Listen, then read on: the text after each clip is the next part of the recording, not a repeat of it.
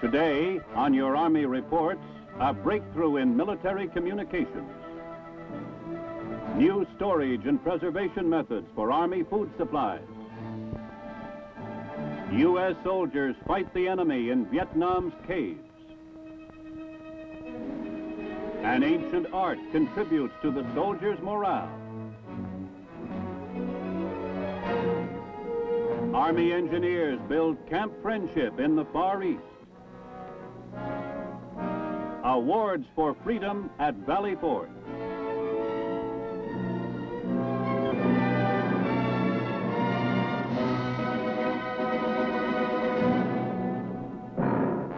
Okay, move out.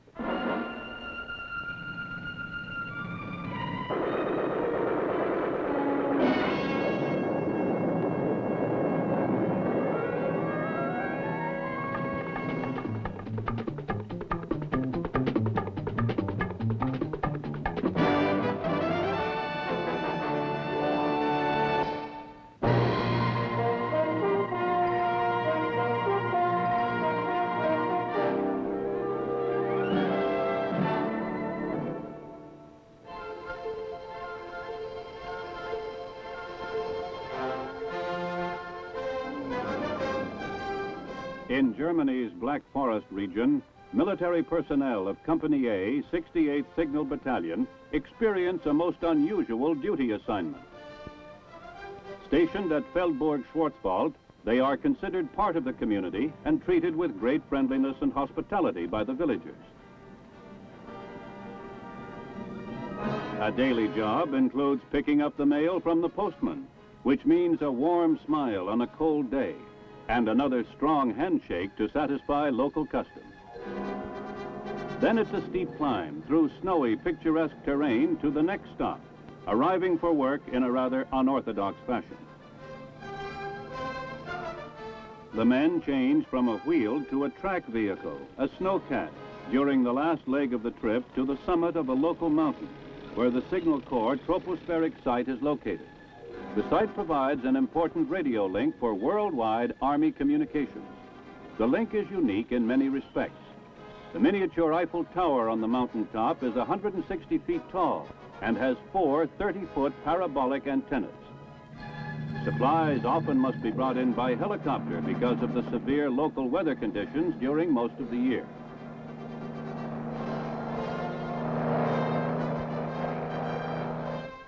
Within the remote communication control center, buried in the snow, is found the elaborate electronic equipment providing the important radio systems which connect with other global Army facilities.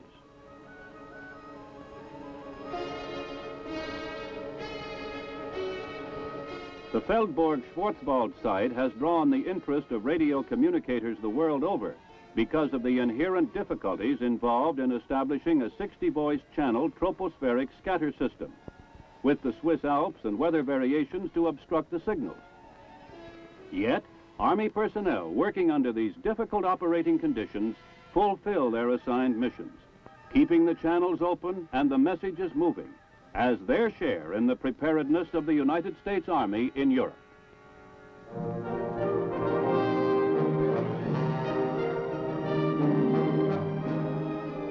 For centuries, man has worked on the problem of preserving his food supplies against the spoilage produced by microorganisms. In recent years, a new method of food preservation has been developed in which the Army saw many advantages. It involves the irradiation of plant and animal food products with gamma rays from a radioactive source such as cobalt-60.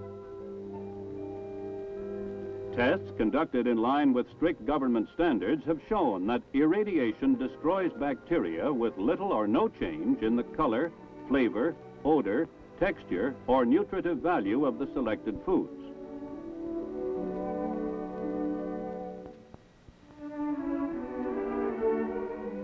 In 1966, the world's first industrial procurement of irradiated bacon was arranged for by the Defense Supply Agency, with technical assistance from the Army's Natick laboratories. In the 2 packing plants contracted for this project, the bacon slabs are treated as they normally are. This includes smoking, which is one of the oldest methods employed to increase what is termed the shelf life of certain meats and fish. But even smoked foods require refrigeration if they are to remain on the shelf for any length of time.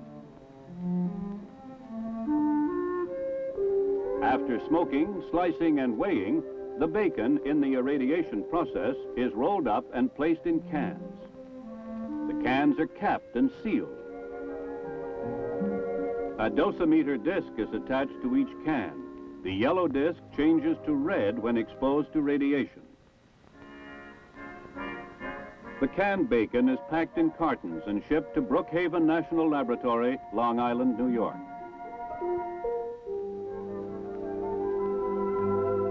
Brookhaven has the required irradiation facilities. In the future, it is expected that privately owned packing industries will have their own irradiation equipment. At Brookhaven, the cartons are stacked in aluminum containers and loaded on a conveyor system which transports them to the irradiation facility. In the irradiation process, the cobalt-60 is raised between the containers and is kept there for an established period of time. Meanwhile, its gamma rays penetrate the containers and sterilize the meat by destroying the microorganisms which, if present, can cause food poisoning. Once the bacon is removed from the radioactive field, no residual radiation remains in the meat or its containers, and the sealed cans protect the food from recontamination by bacteria or other microorganisms.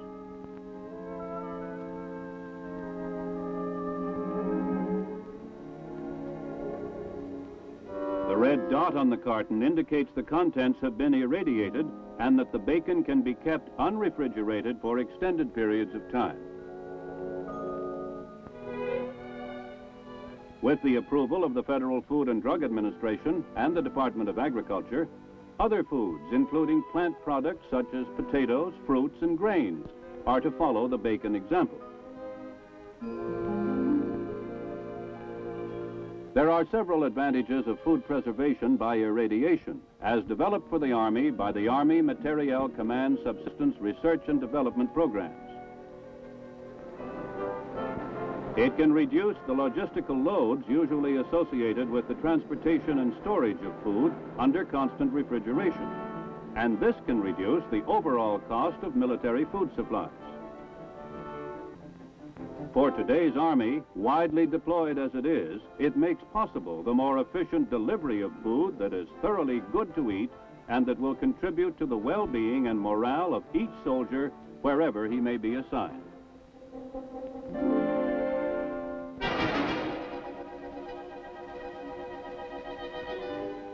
"25 miles north of Saigon, U.S. infantrymen discover a Viet Cong tunnel complex. Searchers, nicknamed tunnel rats, prepare to descend into the caverns 15 feet underground. Before securing a Viet Cong tunnel, there are many booby traps and butterfly bombs that must be disarmed.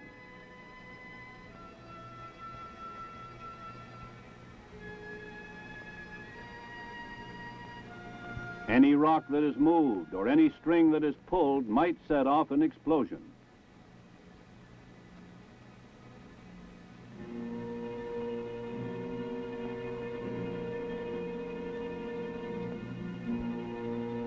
Though tunnel rats work in pairs, it is still a lonely job. Each man inches his way forward, on the alert for any suspicious objects which may conceal the explosives, usually planted by the VC near the tunnel entrances.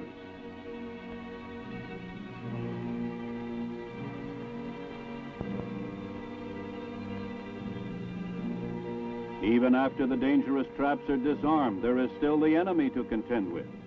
There are many hiding places among the black distant shafts or around the tunnel corners.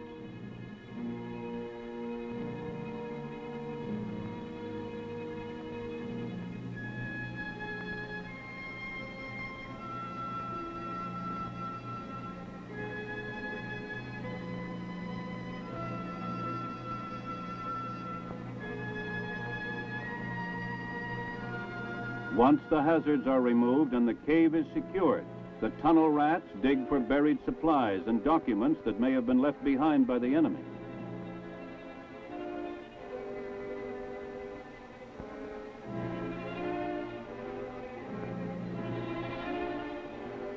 Viet Cong tunnels often serve as command posts from which they direct military operations.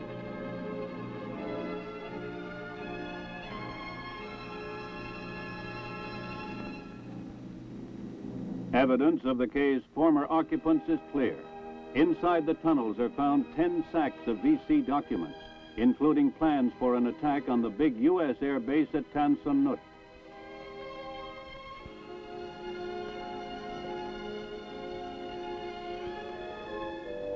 Materials found in the underground hideouts are passed up to waiting hands for later study and evaluation. Enemy tunnels in Vietnam have yielded much valuable information to U.S. forces, thanks to the hazardous efforts of the tunnel rats.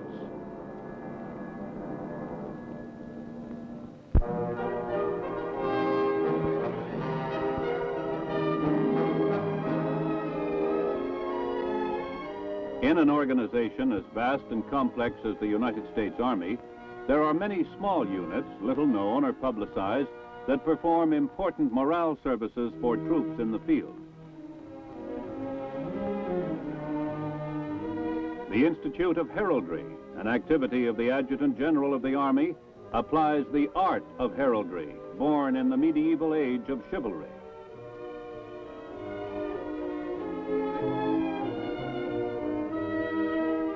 As the medieval knight was proud to be identified by his coat of arms in or out of battle, so the modern American soldier is proud to be identified by his unit insignia. The Institute of Heraldry helps perpetuate this ancient art. This is the Institute's home at Cameron Station, Virginia, on the outskirts of Washington.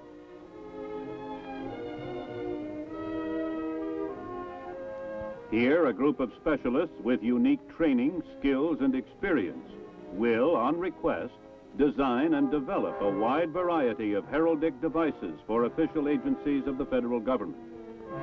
Coats of arms, shoulder sleeve insignia, DIs or distinctive insignia, decorations for bravery, campaign medals, badges for skill and proficiency, and other identifying devices. Any military unit may request the services of the Institute. It should supply full details on its history, mission, and traditions. The trained heraldic artist seeks to tell the unit's story with symbols and colors that are authentic as well as vivid and striking. His ultimate objective is to develop a design that will become a timeless part of the unit heritage.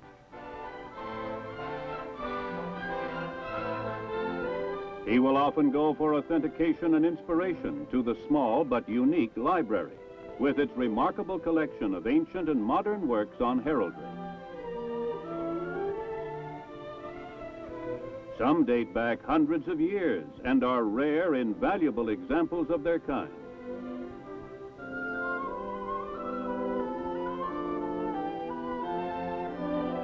The artist works up a series of drawings as a basis for a finished painting.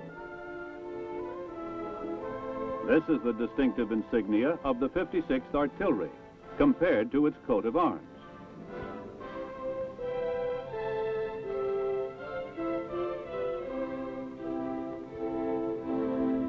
Now here is the description or interpretation of the blazonry.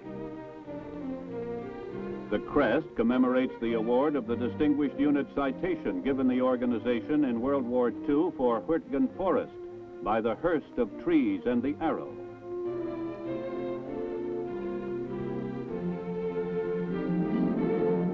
The Trident and Torii allude to the Navy Presidential Unit Citation awarded the organization for action in Incheon during the Korean War.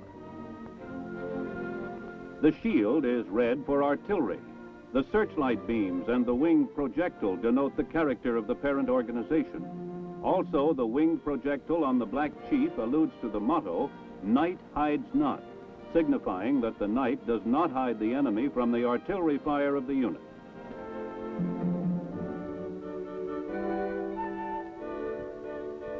This painting goes to the requesting unit for comment. If it concurs in the design, manufacturer's drawings are made up 6 times the actual size of the distinctive insignia. Also, a painting of the actual size insignia, along with a color guide, goes to the manufacturer. All enamels must adhere to these standardized shades.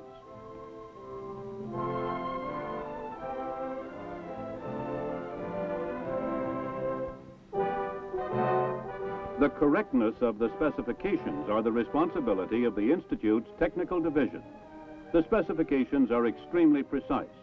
In the case of an embroidered shoulder sleeve insignia, the exact stitch count is prescribed. However, if the heraldic device is three-dimensional, this may be a distinctive insignia, a seal, medal, or plaque. A different procedure is followed. The Vietnam Service Medal is a good example. From the original design, a large-scale model is made, which in turn produces a mold from which more plaster models can be cast. The technical division writes up specifications which go along with the original model to a developmental manufacturer. A galvano or copper-plated version of the plaster model is produced. From the galvano, a hub is made, which reduces and reproduces the face of the medal in its exact dimensions. Dies are made from the hub. A master die is kept permanently by the Institute. Medals are struck from the die. They are annealed and trimmed until they produce a satisfactory result like this. Sealed samples, specifications, and hubs are forwarded to the Defense Personnel Support Center in Philadelphia to be utilized in procuring the issue items. The Institute of Heraldry is responsible for the quality control of all optional purchase heraldic items sold through PXs and commercial outlets. Thus, the Institute does not do any manufacturing directly. It provides the tools and maintains constant quality control of the product. The only exceptions are in the case of the President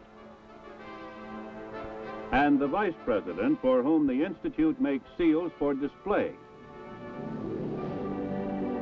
For example, as seen on the presidential jet planes like Air Force One and the President's helicopters. The Institute's skills and experience are widely used throughout the armed forces. It now does much of the Air Force's heraldic designing.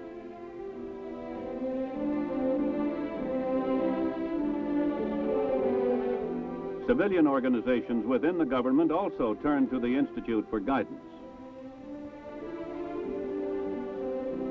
The Heraldic Institute designed the seal for the Federal Aviation Agency.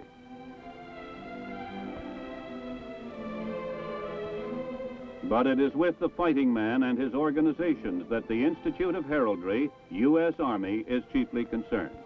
The significant events that mark the history of the armed forces are reflected in its heraldic devices. Here, for instance, is the new shoulder sleeve insignia for the 1st Signal Brigade, Vietnam. The 44th Medical Brigade, Vietnam. The 1st Field Force, Vietnam.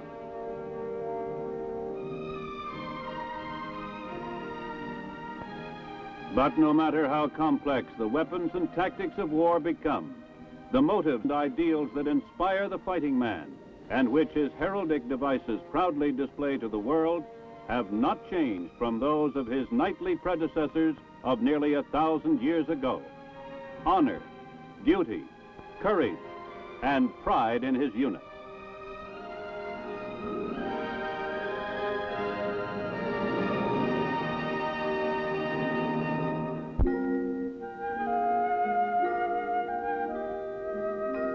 In Korat, Thailand, Camp Friendship, a construction project of the U.S. Army 44th Engineer Group.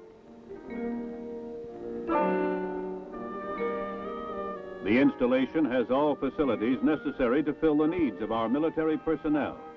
Many of the original structures are being currently rebuilt by a civilian construction unit under the supervision of Army engineers. All the comforts of home for civilian construction workers and military personnel. The 44th Engineers arrived in Thailand late in 1963 to begin their construction and road building mission in support of U.S. Army and Air Force operations in Thailand. Many Thai construction workers are employed on the Camp Friendship renovation project.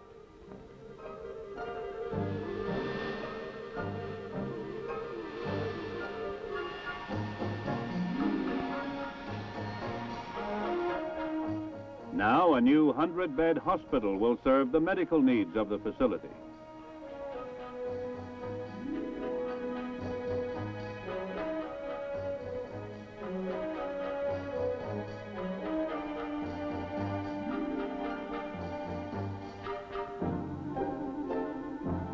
Thai civilians work side by side with American soldiers, adding an extension to a Bailey Bridge.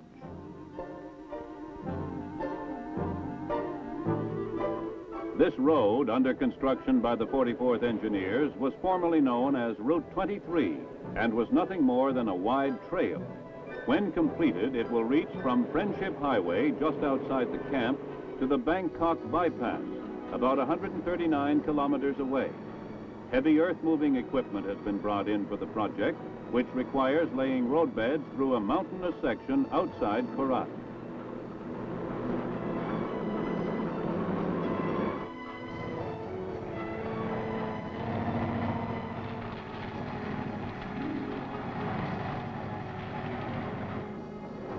In 15 days, a company of the 44th Engineers, working 12-hour shifts, cut away whole portions